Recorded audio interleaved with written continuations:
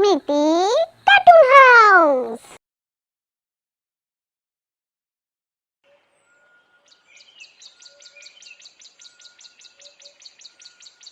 উদয়গড় রাজ্যে বাস করত রামরতন নামে এক ব্যাধ। সে প্রতিদিন বিভিন্ন জঙ্গল ঘুরে ঘুরে পাখি শিকার করত।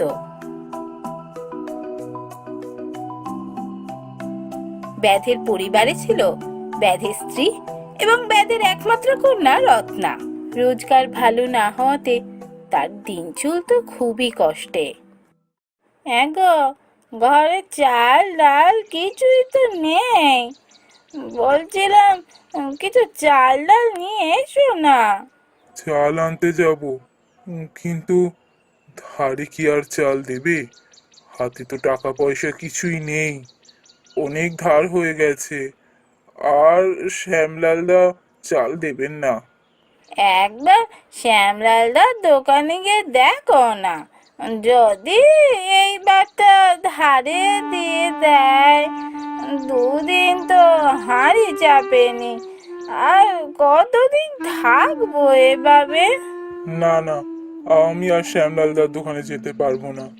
গতবার আমি বড় মুখ করে বলে এসেছি যে কিছুদিনের মধ্যেই সব ধার শোধ করে দেবো। এখনো পর্যন্ত আমি ধার শোধ করতে পারিনি। এবার ধারে চাল তো দেবেই না, উঠে দুটো কথা হয়তো শুনিয়ে দেবে। আমি যেতে পারবো না। তাহলে এখন কি হবে গো? দেখি কি করা যায়। ভাবছি পরের সপ্তাহে একবার রাজা মশাইয়ের কাছে যাব, যদি কোনো কাজের সন্ধান পাই। তাই ভালো। দেখো, যদি রাজা মশাই কোনো কাজ দেখে দিতে পারে, না হলে যে আর চলছে না।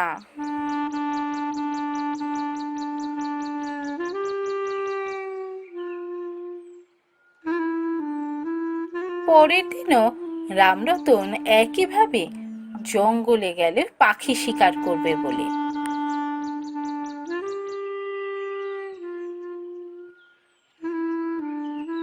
সেদিন ভাগ্য তার একেবারেই সাথ দিচ্ছিল না। সারাটা দিন ঘোরাঘুরি করার পরও সে কোনো পাখি শিকার করতে পারল না।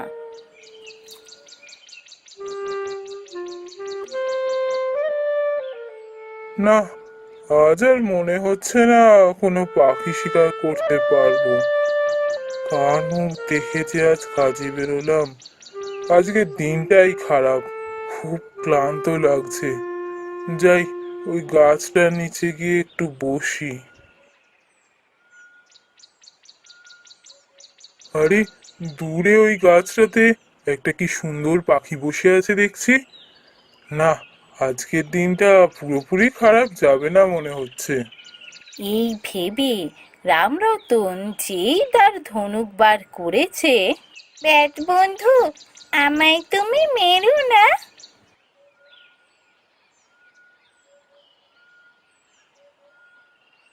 কে কে কথা বললো? আমি আমি পাখি, যে পাখিকে তুমি মারতে যাচ্ছ। পাখি কথা বলছে? এ তো আজব পাখি। কিন্তু আমার যে কিছু করার নেই, আমি যে একজন বায়াত, এটাই তো আমার কাজ। পাখি আমায় মারতেই হবে। না বন্ধু, তুমি যদি আমায় না মারো, তোমার উপকার হবে। আমি তোমার কথা কিছু বুঝতে পারলাম না। আমার উপকার হবে কিভাবে? বন্ধু, তুমি তো বুঝতেই পারছো, আমি আর পাঁচটা সাধারণ পাখি নই। আমাকে নিয়ে তুমি মহারাজের কাছে চলো, মহারাজ তোমায় পুরস্কার দেবেন। আরে, এটা তো ভেবে দেখিনি। ঠিক কথা, মহারাজের কাছে একে নিয়ে গেলে মহারাজ আমায় ভালো পুরস্কার দেবেন। তাতে আমার বেশ কিছুদিন ভালোই কাটবে। ঠিক আছে, আমি তোমায় মারবো না। চলো, তোমায় আমি মহারাজের কাছে নিয়ে যাচ্ছি।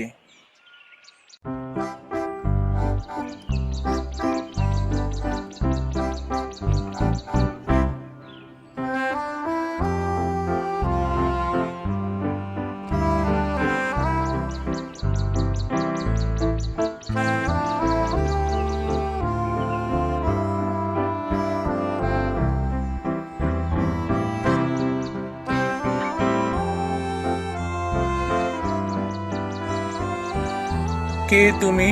আমার কাছে কি প্রয়োজন? মহারাজ, আমি একজন ব্যাদ। আমি প্রতিদিনই জঙ্গলে যাই পাখি শিকার করতে। আজও গিয়েছিলাম, তবে আজ এই একটা অদ্ভুত পাখি পেলাম। এই পাখিটা কথা বলতে পারে, তাই আপনার কাছে নিয়ে এলাম মহারাজ। কথা বলতে পারে? পাখি কথা বলতে পারে তো আমি শুনিনি কখনো। হ্যাঁ মহারাজ, আমি কথা বলতে পারি এবং আমি আরো অনেক কাজই পারি।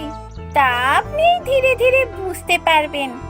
আপনি আমায় আপনার সাথে রাখুন। তাই তো, সত্যি এ পাখি অদ্ভুত পাখি। এ পাখি কথা বলতে পারে। ঠিক আছে, আমি তোমায় আমার সাথে রাখছি, কিন্তু তুমি কি করতে পারো? ধৈর্য ধরুন মহারাজ, এটা ক্রমশ প্রকাশ্য। এই কে আছিস? এই ব্যাতকে এক্ষুনি 100 স্বর্ণ মুদ্রা দে।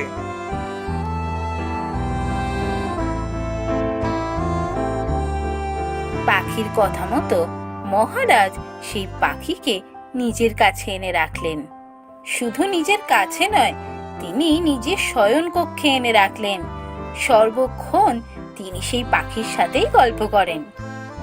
আচ্ছা, তোমার তো একটা নাম থাকা দরকার। তোমার নাম কি দেয়া যায় বলো তো? মহারাজ, আপনি আমায় সুখ পাখি বলে ডাকবেন। বুঝলাম, ঠিক আছে, তোমায় সুখ পাখি বলেই ডাকবো। কিন্তু সুখ পাখি, আমার খুবই কৌতূহল হচ্ছে, তুমি আর কি কি পারো? মহারাজ, এত কৌতূহল ভালো নয়, সময় সব জানতে পারবেন। এরপর দিন কেটে যেতে লাগলো। মহারাজের কাছে তার সুখ পাখি এত প্রিয় হয়ে উঠল যে সে সারাটা দিন তার সুখ পাখির সাথেই কাটায়। তার সুখ দুঃখের কথা বলার একজনই আছে, তার সুখ পাখি। ধীরে ধীরে সুখ পাখি তার সব থেকে প্রিয় বন্ধু হয়ে যায়।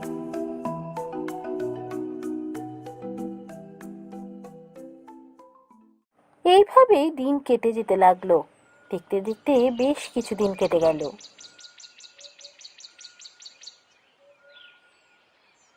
একদিন হঠাৎ সুখ পাখি দেখলো মহারাজ খুব চিন্তিত হয়ে ঘরে পায়চারি করছেন।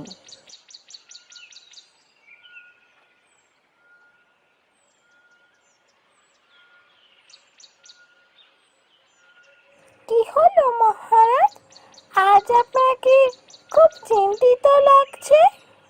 তোমার কি বলবো সুখ পাখি, রাজ্যে চরম বিপদ। রাজ্যে বৃষ্টি নেই, বৃষ্টির অভাবে খরা দেখা দিচ্ছে। চাষের জমিতে জল দেয়া যাচ্ছে না, চাষের জমি ফেটে যাচ্ছে, জমির ফসল নষ্ট হয়ে যাচ্ছে। মহারাজ, আপনি একদম চিন্তা করবেন না, খুব শীঘ্রই রাজ্যে বৃষ্টি হবে। রাজ্যে বৃষ্টি হবে, সেটা তুমি জানলে কি করে সুখ পাখি?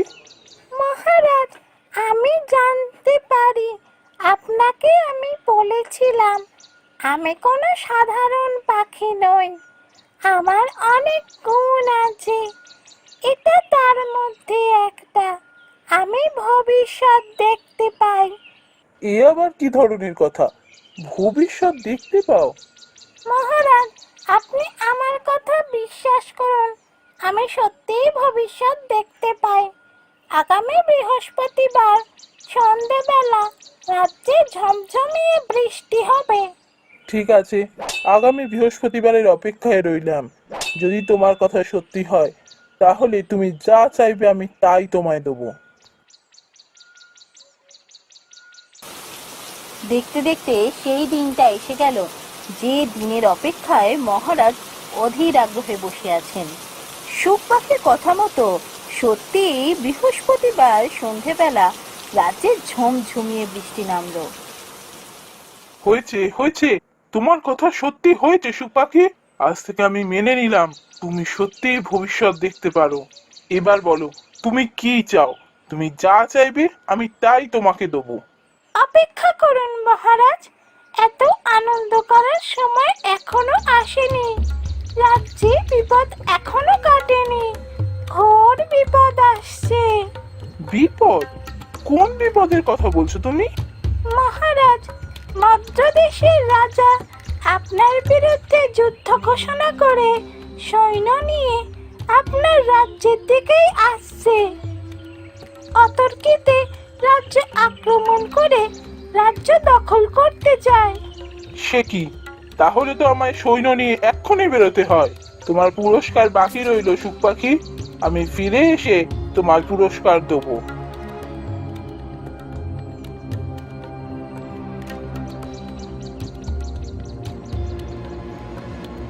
মহারাজ তার সৈন্যবাহিনী নিয়ে সীমানা পেরিয়ে দেখলেন মদ্ররাজ তার সৈন্যবাহিনী নিয়ে রাজ্য আক্রমণের জন্য প্রস্তুত। দুই দেশের মধ্যে ভয়ঙ্কর যুদ্ধ লাগলো।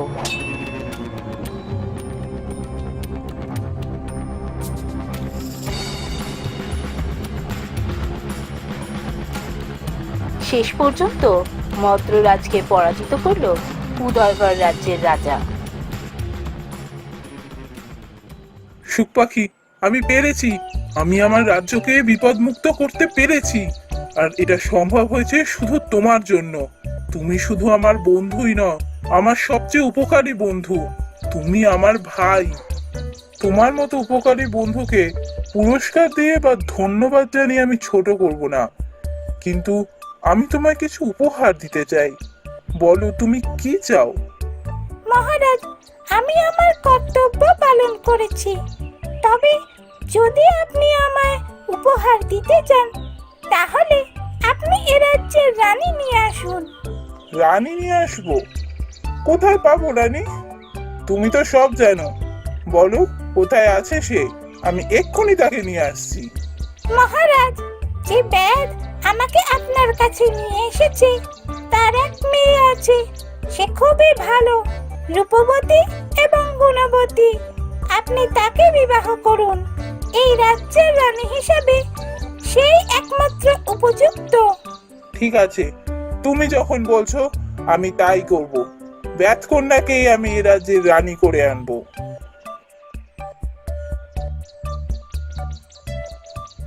এর কিছুদিনের মধ্যেই সুখ পাখির কথা মতো মহারাজ সেই ব্যাত কন্যাকে বিবাহ করেন এবং এরপর থেকে সুখে শান্তিতে দিন কাটাতে থাকেন। হ্যালো বন্ধুরা, আজ আমি আবার শিখেছি নতুন একটা গল্প নিয়ে। আজ তোমাদের কাছে নিয়ে এসেছি মন্ত্রীর উপদেশের গল্প। চন্দ্রনগর রাজ্যের রাজা ছিলেন মহারাজ জিতেন্দ্র। মহারাজ হিসাবে তার বদনাম ছিল না ঠিকই, তবে তিনি ছিলেন খুবই খামখেয়ালি রাজা। সেই রাজ্যের মন্ত্রী ছিলেন সৌমেন। তিনি ছিলেন খুবই সৎ এবং বুদ্ধিমান মানুষ। বিভিন্ন বিপদে মহারাজকে সৎ উপদেশ দিয়ে সেই বিপদ থেকে বার করে আনেন তিনি। মহারাজের এই খামখেয়ালি স্বভাবকে ভয় পেত তার সভাসদগণ। একদিন রাজদরবারে মহারাজকে খুব চিন্তিত দেখে মন্ত্রী জিজ্ঞাসা করল, মহারাজ, কি ব্যাপার? আপনাকে কেমন যেন অন্যমনস্ক লাগছে। কোনো সমস্যা হয়েছে? মন্ত্রী, আমি একটা কথা ভাবছিলাম। কি কথা মহারাজ? আচ্ছা মন্ত্রী, বলো তো এমন কি কাজ আছে যেটা আমরা পুরুষরা ভালোভাবে করতে পারি না? আগে মহারাজ আমি বলবো। বলো বলো, কি বলবে বলো। আগে মহারাজ, রান্না বান্না। মেয়েরা খুব ভালো রান্না করতে পারে, আমরা ছেলেরা অত ভালো রান্না করতে পারি না মহারাজ। হ্যাঁ মহারাজ, এটা একদম সত্যি কথা। রান্না বান্নায় মেয়েরা বিশেষ পটু। কত সুন্দর নিখুঁত ভাবে সবজি কেটে সেগুলো দিয়ে সুস্বাদু রান্না করা মুখের কথা নয় কিন্তু মহারাজ। তাই নাকি মন্ত্রী? তুমি সবজি কি কাটতে পারো না? আগে মহারাজ, এ একদম সত্যি কথা। আমি এমন ছুরি দিয়ে সবজি একেবারেই কাটতে পারি না। ছি ছি ছি, রাজ্যের মন্ত্রী কিনা ছুরি দিয়ে সবজি কাটতে পারে না? আমি আজ দেখতে চাই আমার সভাসদরা ছুরি দিয়ে সবজি কাটতে পারে কিনা। শুরু করা হোক। মহারাজের হুকুম মতো তার সভাসদরা সবাই এক এক করে ছুরি দিয়ে সবজি কাটতে লাগলো।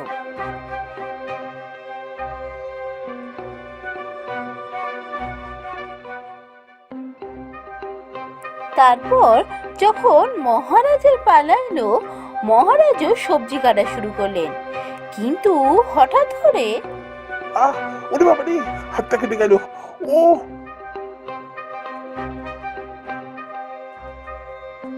এ কি, কি সর্বনাশ হলো! মহারাজের তো হাত কেটে গেছে। এই, কেউ রাজবৈদ্যকে ডেকে আনো। একই, মহারাজের হাত কেটে গেছে! কি অশুভ ব্যাপার! এই, কে আছিস? রাজ্যদেশীকে ডেকে আন, নিশ্চয়ই কোনো অশুভ লগ্ন চলছে।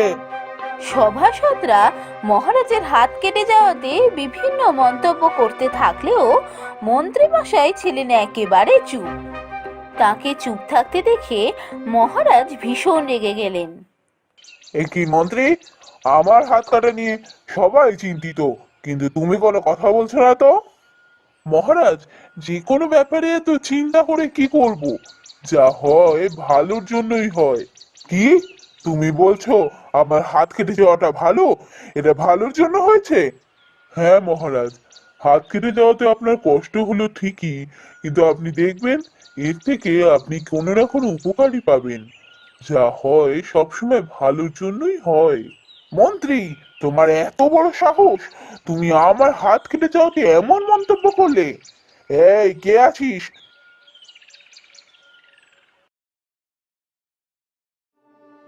আজ্ঞা করুন মহারাজ। মন্ত্রীকে কারাগারে বন্দি কর।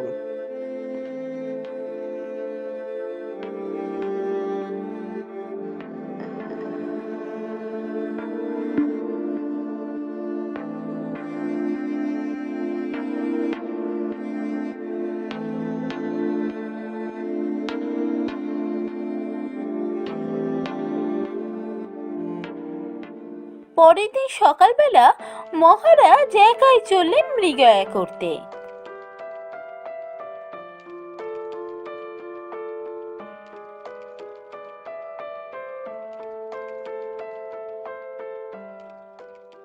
খুব জল পিপাসা পেয়েছে, কিন্তু এখন জল কোথায় খাই? আশেপাশে তো কোনো জলাশয়ও দেখতে পাচ্ছি না। একটু এগিয়ে গিয়ে দেখি।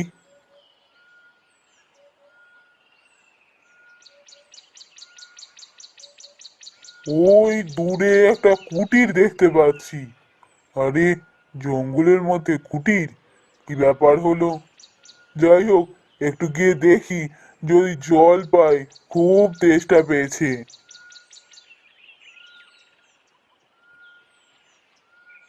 এখানে কেউ আছেন? একটু জল খাওয়াতে পারেন? আরে বাস, এ তো দেখছি মেঘনা চাইতেই জল। গুরুদেবের কাছে নিয়ে গেলে গুরুদেব খুব খুশি হবেন। হ্যাঁ হ্যাঁ, আপনি আসুন, ভেতরে আসুন, আপনাকে জল খাবার সব কিছু খাওয়াবো। আসুন আসুন।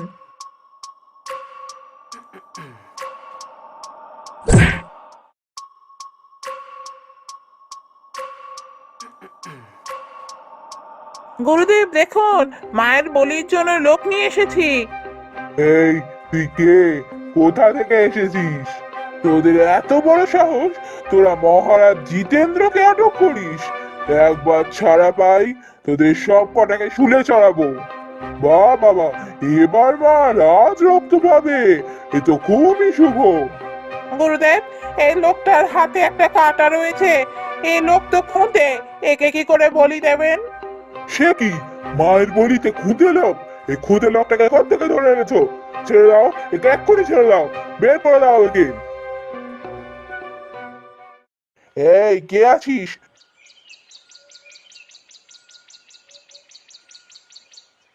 আজ্ঞা করুন মহারাজ।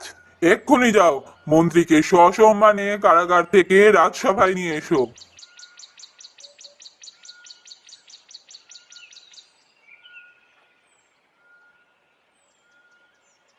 কি হলো মহারাজ?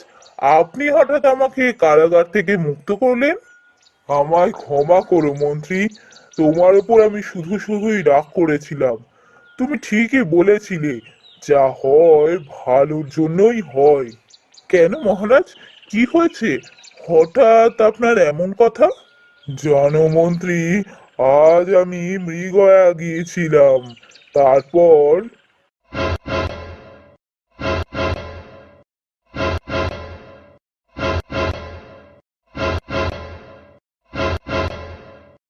কিন্তু আমি একটা কথা বুঝলাম না, তোমাকে যে আমি কারাগারে বন্দি করেছিলাম, এতে ভালো কি হলো? এ তো খুব সহজ মহারাজ। দেখুন, আপনি যদি রেগে গিয়ে আমায় কারাগারে বন্দি না করতেন, তাহলে আজ আমিও আপনার সাথে মৃগয়ায় যেতাম। আর আপনার খুঁত আছে বলে আপনাকে ছেড়ে দিলেও আমাকে তো ওরা ছাড়তো না, আমাকে ধরে বলি দিয়ে দিত। তাই কাল আমার কারাগারে বন্দি হওয়ার জন্য আজ আমার প্রাণটা বেঁচে গেল। আরে, তাই তো, এ কথা তো ভেবে দেখিনি। সত্যি তো, তুমি যদি থাকতে আমায় ছেড়ে তোরা তোমাকেই ধরতো, তোমাকেই বলি দিত। ঠিকই বলেছো মন্ত্রী, যা হয় ভালোর জন্যই হয়। এ কথা আজ থেকে আমিও মেনে চলবো। তোমরাও সবাই মেনে চলো। জীবনে যা কিছু ঘটে ভালোর জন্যই ঘটে, তাই কোনো কাজের জন্য দুঃখ করো না কখনো।